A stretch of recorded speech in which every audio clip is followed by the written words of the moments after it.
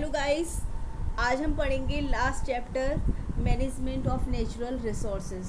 Management of natural resources. What is the natural resources? क्या होते हैं natural resources? Natural resources are water. Natural resources कौन कौन से होते हैं? वाटर, ठीक है, एयर, प्लांट्स, ये सब नेचुरल रिसोर्सेज होते हैं। सॉइल, ठीक है। What is the topic? Management of the natural resources. Water, air, plants and soil, how will we manage? Okay, हम इनको कैसे मैनेज करेंगे एनवायरनमेंट में? क्या ज़रूरी है मैनेजमेंट करने का? ओके, इस चैप्टर में हम ये जानेंगे क्या ज़रूरी है मैनेजमेंट करना। वाटर मैनेजमेंट करना ज़रूरी है क्या? एयर मैनेजमेंट करना ज़रूरी है? ओके, प्लांट्स मैनेजमेंट करनी ज़रूरी है? अगर इनमें से एक भी कम हो जाता है तो क्या असर पड़ेगा? क्या फ़र्क पड़ेगा, ठीक है। आधी स्पीशीज़ अर्थ से ख़त्म हो जाएंगी अगर इनमें से एक भी ख़त्म हो जाता है। तो इसीलिए जितने भी नेचुरल रिसोर्सेज हैं ये सब मैनेजमेंट करने ज़रूरी है। इस चैप्टर में हम पढ़ेंगे what are the natural resources और इसे कैसे मैनेज करेंगे, ठीक है। इस चैप्टर में हम ये जानेंगे। अब नेचुरल रिसोर्सेज कौन से होते हैं? नेचुरल रिसोर्सेज कौन से होते हैं? Renewable and non renewable.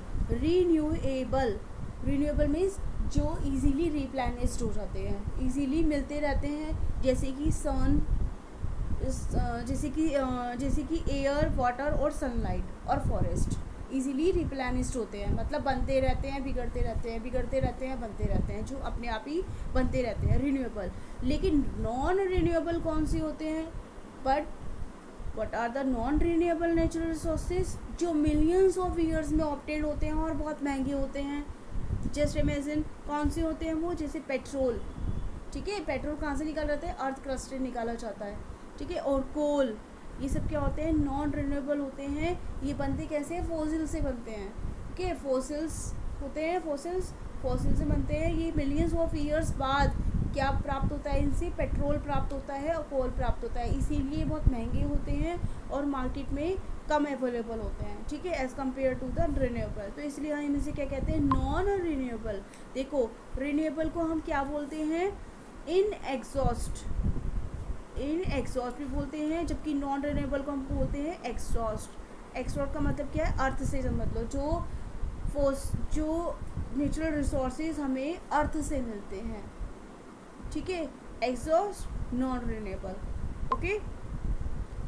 देखो, अब नेचुरल रिसोर्सेज कौन कौन सी हो गई?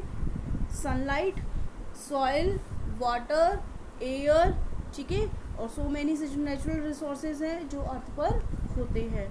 अब 3 R's, what is the means of the 3 R's? Reduce, recycle and reuse. Reduce का मतलब क्या होता है? किसी चीज़ का हम जितना भी कम से कम यूज़ कर सके। जैसे प्लास्टिक का हम जब कम से कम यूज़ कर सकते हैं तो उसको रिड्यूस हो गया। रिसाइकिल मतलब जिसको हम रिसाइकिल कर सकते हैं, जैसे कि प्लास्टिक, ग्लास, मेटल, इसको हम रिसाइकिल कर सकते हैं, अगेन एंड अगेन यूज़ कर सकते हैं। जैसे कि कोल्ड ड्रिंक्स की बॉटल होती है, ओके, उसको हमें थ्रो नहीं करना चाहिए, उसको हम रिसाइकिल कर सकते हैं, उसको हम कुछ और यूज़ कर सकते हैं, okay. Reuse means using things again and again like the plastics bottle, okay. सबसे ज़्यादा रिड्यूस, रीयूज़ और रिसाइकल्स में क्या कॉमन है? प्लास्टिक्स का कॉमन है, क्योंकि प्लास्टिक क्या है? नॉट एनवायरनमेंट फ्रेंडली, हमारे एनवायरनमेंट को पॉल्यूट कर सकता है। इसलिए हम उसको क्या कर सकते हैं? जितना कम हो सके उतना यूज़ करना चाहिए। अगर यूज़ कर सकते हैं तो उसे रिसाइकिल करना चाहिए, ठीक है, और उसे रीयूज़ करना चाहिए, ओके।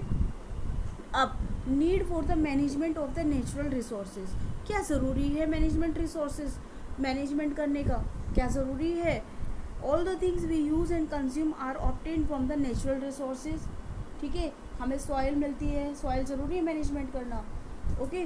तो वाटर ज़रूरी है मैनेजमेंट करना। Due to the increase in the population, industrialisation and the urbanisation, the demand for the natural resources increasing and their availability is limited, ठीक है। क्योंकि हमें पता है इनकी अवेलेबिलिटी लिमिटेड है. So there is need for the proper management of the natural resources. जैसे okay अब फॉरेस्ट की हम बात करते हैं. Forest, importance of forest. Forest ज़रूरी है. फॉरेस्ट क्या करते हैं? फॉरेस्ट में अलग अलग तरह के प्लांट होते हैं. ठीक है, फॉरेस्ट में अलग अलग तरह के प्लांट होते हैं. तो क्या ज़रूरी है? फॉरेस्ट क्या करता है? Preserve the biodiversity. क्या प्रिजर्व करता है फॉरेस्ट? बायोडाइवर्सिटी को प्रिजर्व करता है. ठीक है, अलग अलग लिविंग ऑर्गेनिजम्स होते हैं, अलग अलग क्रिएचर्स होते हैं वहाँ पर. जैसे बर्ड्स भी होते हैं, एनिमल्स भी होते हैं, कार्निवोर होते हैं, प्राइमरी सेकेंडरी कार्निवोर होते हैं. तो हैबिटेट्स, उनका हैबिटेट्स का मतलब कि कुछ पेड़ों पर रहते हैं, कुछ लैंड पर रहते हैं. तो कहाँ होते हैं? सब फॉरेस्ट में होते हैं. ओके, अब फॉरेस्ट से हमें क्या मिलता है? टिम्बर वुड भी मिलता है. फॉरेस्ट क्या करता है? इकोलॉजिकल बैलेंस भी करता है फॉरेस्ट, और कंट्रोल क्लाइमेट्स भी करता है, मेंटेन करता है ऑक्सीजन और कार्बन डाइऑक्साइड्स. क्योंकि ये सब किस पर डिपेंड करता है? प्लांट्स पर डिपेंड करता है. ठीक है, तो प्लांट्स का सबसे ज़्यादा वेराइटीज़ कहाँ होती हैं? फॉरेस्ट में ही होती है. स्टेक होल्डर क्या होता है? वो पीपल जो फॉरेस्ट के आसपास रहते हैं या फॉरेस्ट में रहते हैं या फॉरेस्ट पर डिपेंड करती है अपने खाने पीने रहने के लिए. ठीक है, उसे क्या कहते हैं?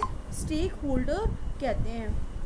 Conservation of the forest. Forest को कैसे कंजर्व कर सकते हैं? एफॉरेस्टेशन मतलब प्लांटिंग ट्रीज, प्रिवेंटिंग और रिड्यूसिंग द डिफॉरेस्टेशन मतलब कम से कम पेड़ काटना, preventing over grazing by the kettles. ठीक है, कैटल्स को ग्रेजिंग करने से रोकना, सब फॉरेस्ट को प्रिजर्व कर सकते हैं. Importance of the wild life. Wild life मतलब जंगलों में रहने वाले जो एनिमल्स होते हैं उनकी इम्पोर्टेंस है. यस, इम्पोर्टेंस है. हमने फूड चेन और फूड वेब को पढ़ा था. हमने फूड चेन और फूड वेब को क्या पढ़ा था कि प्लांट्स पर कौन डिपेंड करता है? प्लांट्स पर कौन डिपेंड करता है? प्राइमरी कंज्यूमर, फिर सेकेंडरी कंज्यूमर, फिर टर्शियरी. ठीक है, अगर प्राइमरी कंज्यूमर को मैं हटा देती हूँ तो क्या सेकेंडरी को खाना मिल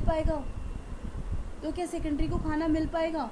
अगर मैं प्राइमरी को हटा देती हूँ तो क्या सेकेंडरी को खाना मिल पाएगा? नहीं मिल पाएगा. तो सेकेंडरी तो अपने आप ख़त्म हो जाएगी. अगर सेकेंडरी ख़त्म हो जाएगी तो टर्शियरी भी ख़त्म हो जाएगी, क्योंकि टर्शियरी को खाना नहीं मिल पाएगा. तो क्या है कि conservation of the wild life. अगर देखो ये सब किस पे डिपेंड करते हैं? प्लांट्स पर. ये सब किस पर डिपेंड करते हैं? प्लांट्स पर. अगर प्राइमरी होगा, प्राइमरी किस पे डिपेंड करता है? प्लांट्स पर. अगर प्राइमरी होगा तो सेकेंडरी भी होगा, सेकेंडरी होगा तो टर्शियरी भी होगा. तो इसका मतलब क्या है? फॉरेस्ट क्या है? वाइल्ड लाइफ को भी कंजर्व करते हैं. ठीक है, अब वाटर. अब हम वाटर की बात करें तो वाटर का क्या यूज़ है? हम सबको पता है, we use water for the our daily needs. Dams. देखो, human activity are affected the availability of the water. ठीक है, हमारी वजह से, ह्यूमन एक्टिविटीज़ की वजह से ही वाटर कंटामिनेट होता है, causing pollution of the water bodies जैसे कि रिवर्स, ओके, पोन्ड्स. ओके, लोग क्या करते हैं? एनिमल्स अपने पेट्स को नहलाते हैं वहाँ पर, या फिर कपड़े धोते हैं. तो उससे क्या होगा? पानी गंदा होता है, या फिर कुछ इंडस्ट्रियलाइजेशन की वजह से पानी गंदा हो जाता है, केमिकल्स पॉल्यूटेड हो जाता है.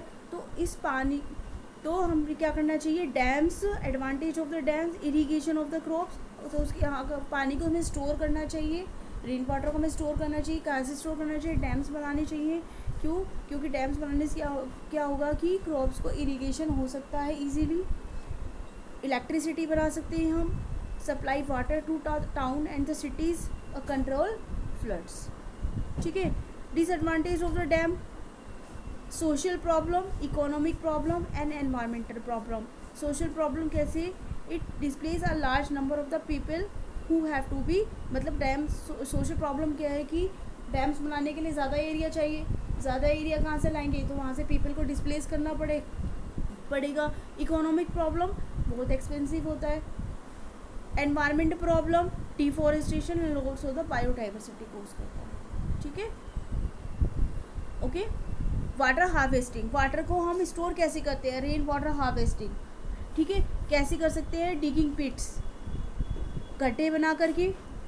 ओके, गड्ढे बना कर सके, पॉन्ड्स और लेक बना करके. बिल्डिंग स्मॉल अर्थन डैम्स और concrete check dams, construct dikes, reservoir बना करके, और रूफ टॉप पर कंस्ट्रक्शन बना करके. ठीक है.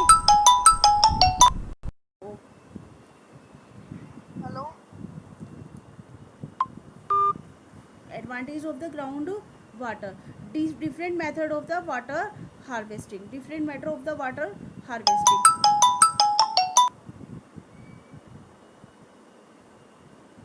Coal and petroleum are the fossil fuel formed by the decomposition of the dead plant and the animal inside the earth after several millions of the year. मतलब कोल and petrol कैसे मिलते हैं? Fossil fuels होते हैं. क्या होते हैं ये? फॉसिल फ्यूल होते हैं. एक्सिस्टेबल नेचुरल रिसोर्सेज होते हैं. मतलब अर्थ क्रस्ट से निकालते हैं. जैसे कि जो सड़े गिरे पदार्थ होते हैं ना, जैसे कि पेड़ वगैरह होते हैं, पेड़ वगैरह डाई हो जाते हैं. ओके, डाई हो जाते हैं, ज़मीन में धंस जाते हैं. फिर उनका क्या होगा? कैटाबॉलिज्म होगा. उसकी लीच कैटाबॉलिज्म होगा. वो नीचे जाके माइक्रो ऑर्गेनिज्म को डिग्रेड करेंगे. किसको? प्लांट्स को डिग्रेड करेंगे. उसका जितना भी सारा कार्बन होगा, न्यूट्रिएंट्स होगा, वो सब मिट्टी में मिल जाएगा. ठीक है, वो सब क्या बनाते हैं? कोल एंड पेट्रोलियम बनते हैं. इससे ये प्रोसेस करने के लिए मिलियंस ऑफ ईयर्स लगते हैं. ये प्रोसेस करने के लिए मिलियंस ऑफ ईयर्स लगते हैं. Coal and petroleum contain the carbon, hydrogen, nitrogen and sulphur. ठीक है, ये सब किससे आते हैं? फॉसिल से आते हैं. ठीक है, फॉसिल किसे कहते हैं? जो डेड एंड डिकेइंग मटेरियल होते हैं. Okay, carbon dioxide is a green house gas which cause the global warming. Which gas is cause the global warming? Carbon dioxide gas. Oxide of the nitrogen and the sulphur combined with the moisture in the air and produce the acid rain. देखो, acid rain के बारे में, जैसे कि environment में कौन सी gas present होती है? सल्फर गैस प्रेजेंट होती है और नाइट्रोजन गैस प्रेजेंट होती है. हमें पता है. एयर में कौन सी गैस प्रेजेंट होती है? सल्फर और नाइट्रोजन गैस प्रेजेंट होती है. और क्या प्रेजेंट होता है? ऑक्सीजन प्रेजेंट होती है. ठीक है, सल्फर गैस जब ऑक्सीजन के साथ कॉन्टैक्ट करेगी तो क्या बनाएगी? SO2. ठीक है, और ये क्या बनाएगी? Nitrogen dioxide.